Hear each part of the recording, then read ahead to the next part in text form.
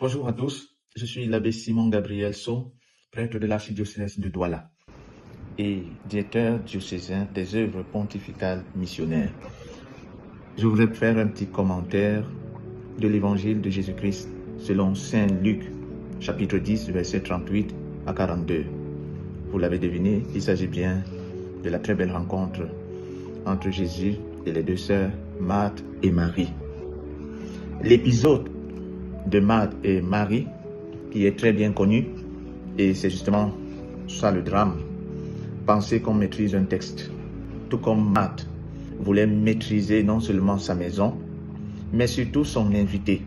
Ce texte nous enseigne que l'écoute de la parole est la source indispensable de toute action missionnaire. On peut se poser la question de savoir, mais d'où vient-il qu'on parle de mission dans ce texte, alors qu'on a l'impression qu'il n'y a ni déplacement ni envoi? La réponse est toute simple. L'être même de la mission, ce n'est pas l'envoi, mais la prière, qui est d'abord la réponse à un appel divin.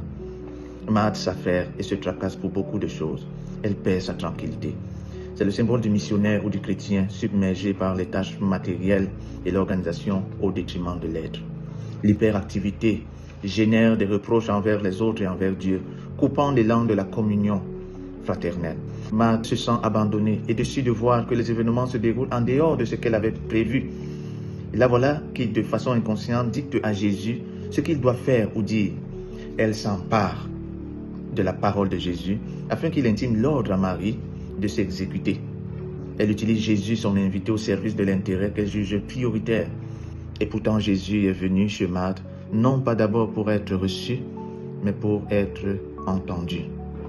Plongée dans son agir, Marthe s'est laissée disperser, éparpillée. À 2 reprises, Jésus l'appelle tendrement par son nom, lui qui ne se préoccupe pas de ce qu'elle fait pour lui, mais de ce qu'elle est pour lui. Marie, par contre, nous montre par son attitude la véritable place du disciple missionnaire, s'asseoir aux pieds du Maître. Marie choisit la posture du disciple qui écoute avant de parler ou avant d'agir, l'unique nécessaire.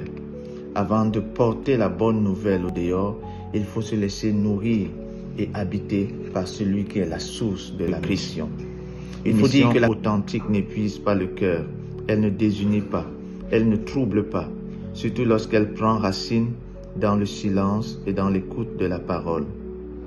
Alors la prière que nous pouvons faire aujourd'hui est celle de demander au Seigneur Jésus la grâce d'être délivré du besoin de performance, de la recherche d'efficacité humaine et du stress de la réussite visible.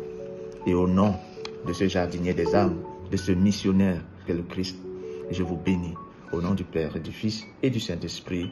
Amen.